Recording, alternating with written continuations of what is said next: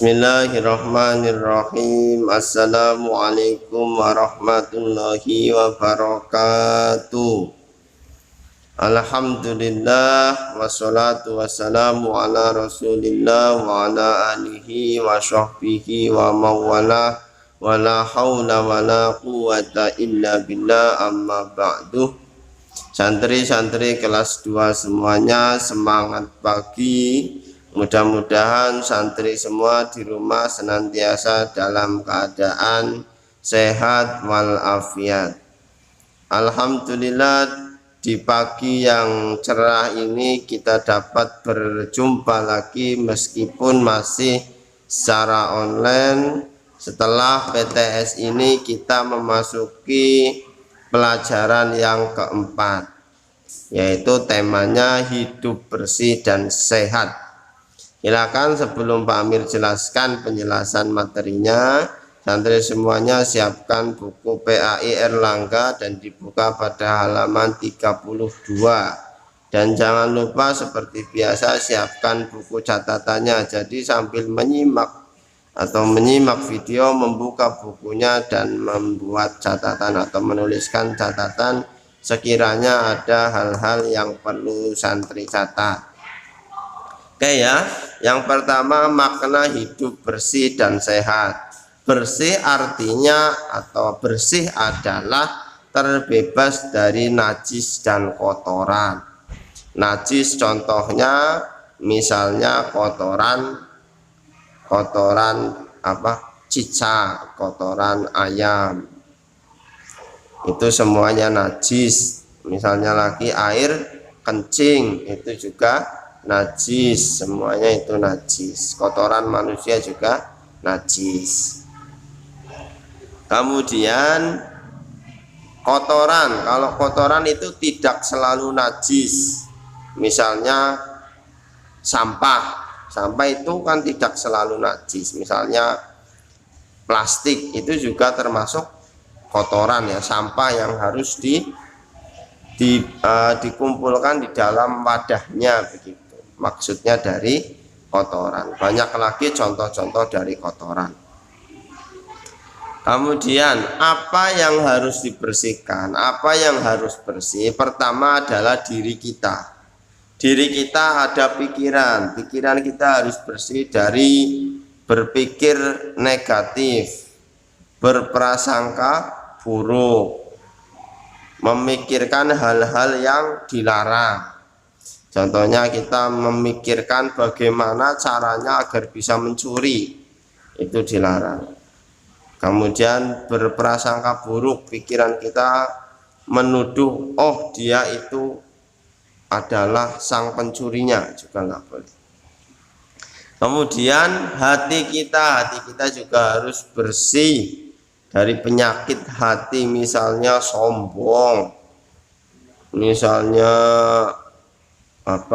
marah, iri, dengki, ujub, kemudian ria, pengen dipuji dan seterusnya. Banyak lagi ya, segala penyakit hati. Dan badan kita, badannya fisik kita ya, fisik kita ada tangan, kaki, semuanya badan kita ya harus dibersihkan. Dan juga apapun yang kita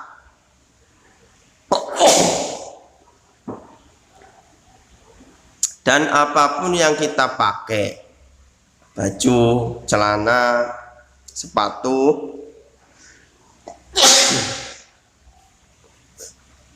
dan seterusnya ya santri semuanya, apapun yang kita pakai. Ini di ruang kelas memang mejanya karena lama nggak dipakai jadi agak berdebu ya, mohon maaf santri semuanya kalau bersin Pak Amir, karena mejanya memang kotor karena lama nggak dipakai oleh santri semua. Kemudian yang harus bersih lagi adalah lingkungan kita, lingkungan rumah dan juga lingkungan sekolah. Kalau ada sampah, buang tempat sampah. Kalau sampahnya sudah numpuk, dibakar atau dikumpulkan di penampungan sampah. Di sekolah juga seperti itu. Kemudian selanjutnya, kenapa harus bersih?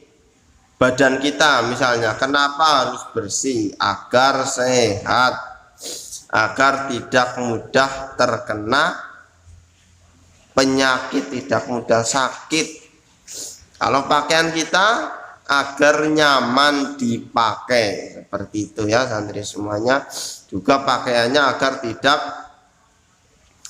ada kuman-kuman penyakit. Kemudian kalau lingkungan kita kenapa harus bersih? Ya agar tidak menjadi sarang penyakit yang dapat menyebabkan manusia kita semua sakit. Juga agar nyaman ditinggali, ditempati. Kalau di rumah nyaman ditinggali, kalau sekolah nyaman untuk belajar. Seperti itu ya santri semuanya. Kemudian ibadah juga mensyaratkan kebersihan. Ya, kita sebagai orang Islam kalau mau sholat wudhu terlebih dahulu, kalau mau baca Quran wudhu terlebih dahulu. Ini juga merupakan bukti bahwasanya Islam mengajarkan kebersihan. Kemudian Islam mengajarkan kebersihan. Dalilnya apa? An-nadhofatu minal iman. Kebersihan adalah sebagian dari iman. Atau ada redaksi atau bunyi yang lain, at-tuhuru minal iman, atau at-tuhuru satrul iman.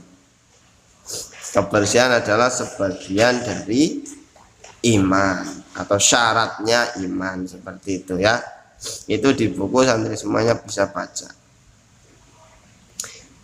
Kemudian di samping Islam mengajarkan kebersihan, Nabi Muhammad Shallallahu Alaihi Wasallam juga mencontohkan kebersihan.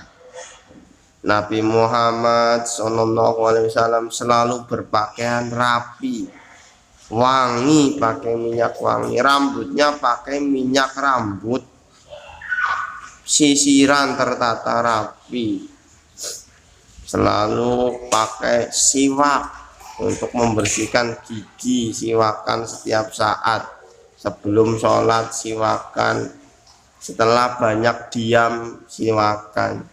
Itulah Nabi Muhammad SAW mencontohkan hidup bersih. Bahkan pernah berjumpa dengan sahabatnya rambutnya itu berantakan, akhirnya sahabat tersebut disuruh pulang, silakan pulang, pakailah minyak rambut, sisirlah rambutmu, begitu.